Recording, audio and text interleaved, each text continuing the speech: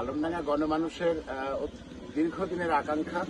আলমডাঙ্গা কেন্দ্রীয় ঈদগাহ ময়দান দারুসালাম একটু সাজসজ্জা হবে, একটু প্যান্ডেল হবে।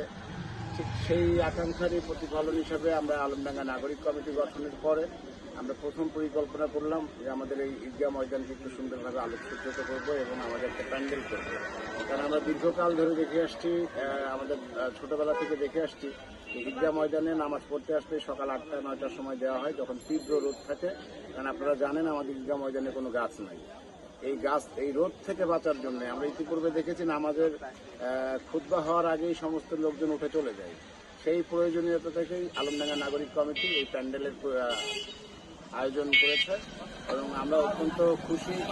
আমাদের কয়েকজন বিশিষ্ট নাগরিক, বিশেষত প্রবাসী এবং ঢাকাবাসী কয়েকজন নাগরিকের সহযোগিতায় গত ঈদ উল ফিতরেও আমরা এটা করতে পেরেছিলাম। এবারও কয়েকজন প্রবাসী এবং ঢাকাবাসী বিশিষ্ট কয়েকজন নাগরিক আমাদের সহযোগিতা করার কারণে আমরা আজকের এই বিশাল আয়োজনটা সম্পন্ন করতে পেরেছি।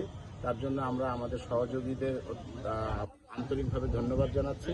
পাশাপাশি আলমডাঙ্গা পৌরসভা আমাদের এই আলোকসজ্জার জন্য সবটুকু সহযোগিতা আলমডাঙ্গা পৌরসভার, বিশেষত আলমডাঙ্গা পৌর প্রশাসক মহোদয় শেখ মেহেদী ইসলাম সাহেব উনি আমাদের এই সহযোগিতা করেছেন, যার কারণে আমরা আমাদের ঈদগাহ ময়দানকে পরিপূর্ণভাবে সজ্জা করতে পেরেছি। এবং আমি দেখেছি আমাদের এলাকার শিশু, কিশোর, যুবক সবাই ব্যাপারটি অত্যন্ত উপভোগ করছে এবং এই আয়োজন ঈদের আনন্দকে অনেকাংশে বাড়িয়ে দিয়েছে বলে আলমডাঙ্গা নাগরিক কমিটি বিশ্বাস করে।